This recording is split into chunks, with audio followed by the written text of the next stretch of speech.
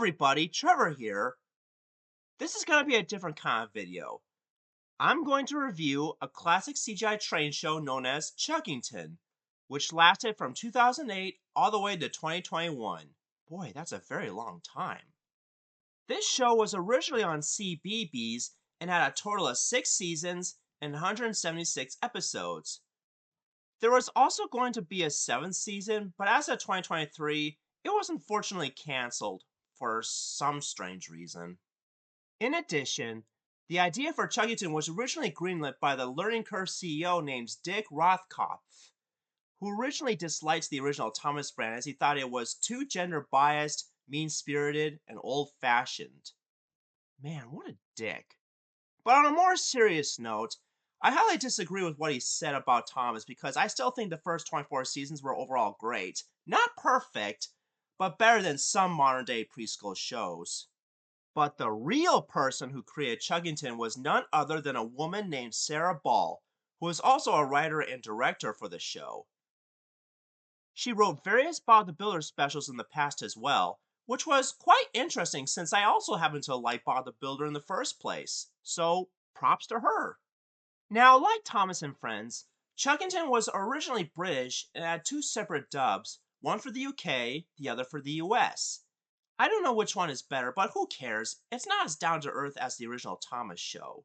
Now let's focus on what the show is about. It stars 3 young engines known as trainees who work in a fictional city of, you guessed it, Chuggington.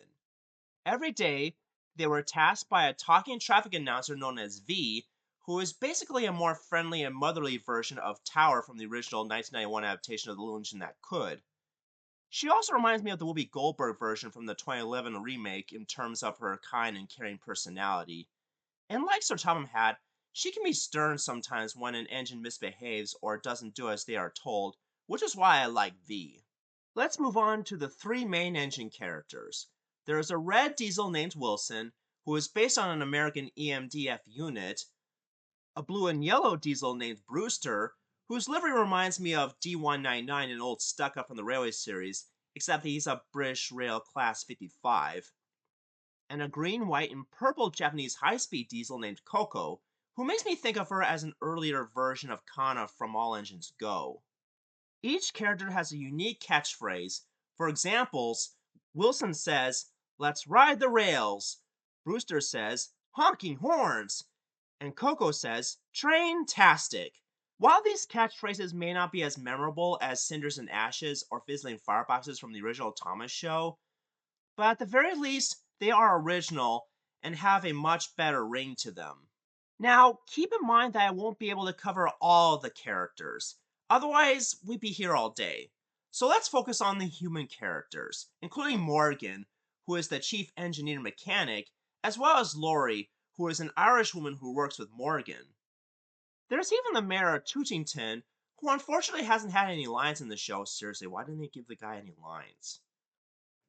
But one of the more interesting human characters, in my opinion, was the King of Buffertonia, because not only is he a black man with a soft African accent, but because he was voiced by Colin McFarlane in both dubs, the same guy who voiced a few Thomas characters such as Beresford and Bulgy, but sadly, he only appeared in 2 episodes.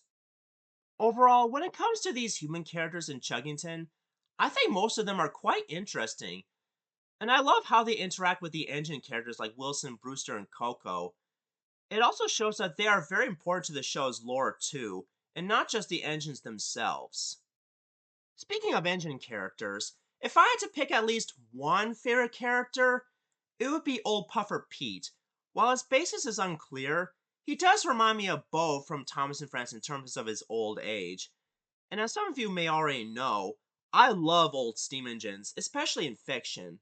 In fact, Old Puffer Pete has been working on the railroad for more than 150 years, which makes him the oldest of the crew. He also reminds me of Toby in terms of being a good mentor to the younger engines and having a good sense of humor. Another thing I like about Pete is that he can be a bit forgetful at times, especially when it comes to names. Trust me, I'm always forgetful of people's names, even of my friends. It's one of my biggest weaknesses. Oh, and I want to talk about at least one more engine character, and that would be Action Chugger. He's basically a more original version of Ultra Train from All Engines No, which does make sense since Chuggington is meant to be wacky and cartoony in the first place. I also liked how he can fly like a rocket, just like Superman. Now, in terms of episodes, I did see some on YouTube as well as Disney Plus, and I've got to say, some of them are actually pretty good and watchable. And I'll explain why it's more watchable than All Engines Blow later on. But right now, I want to explain just the first 3 episodes of Chuggington. The very first episode, Can't Catch Coco, in which the 3 main characters go on a night shift to make a delivery because Harrison had to stay behind for some serious repairs. But then Coco wasted time by mocking Brewster for being slow, only for her to run out of fuel and electricity later on. And it was up to Brewster and Wilson to come rescue her and make the delivery on time. The second episode, Breaking Brewster, shows us how a hovercar works in this universe, demonstrated by Dunbar, who is this show's equivalent of Edward. But Brewster didn't listen to his instructions on how to slow down with a heavy load when going downhill. Luckily, Wilson saves him by dumping his hopper car of quarry dust onto the tracks to slow him down so that he won't fly off the rails and crash. The third episode I want to talk about is called Wilson and the Elephant, which is basically the original Nia and the Unfriendly Elephant from Thomas and Friends' Big World Big Adventures, only in this case, Wilson accidentally uncouples his truck with a baby elephant inside it when he was chugging up a steep hill. But thankfully, Wilson managed to make up for his mistake by finding and retrieving the baby elephant and deliver him safely to the safari park where he belongs. In my opinion, these first 3 episodes were a great start for this series because it introduces us to the 3 main trainees and how they live and work on the railway. I especially like the good messages that each of the characters learned in the end. Now for the conclusion. What do I think of Chuggington as a whole? Well, honestly, I kind of liked it for the most part. While I do prefer the original Thomas and Friends show since that's the show I grew up with the most as a kid, and it's more down to earth, but I still think Chuggington is almost as decent as Thomas and Friends in terms of being its own thing. And in all honesty, when this show first came out in 2008, I wasn't really that interested in the first place, mainly because I was more into Thomas the Tank Engine as well as the Railway series. But after giving it an honest chance, it's really not that bad after all. I liked the characters, the CGI animation, the writing, the direction, the catchy theme song, and best of all, unlike All Engines Blow, which has barely any reason to exist other than a cash grab, Chuggington was at least able to stand out against the competition.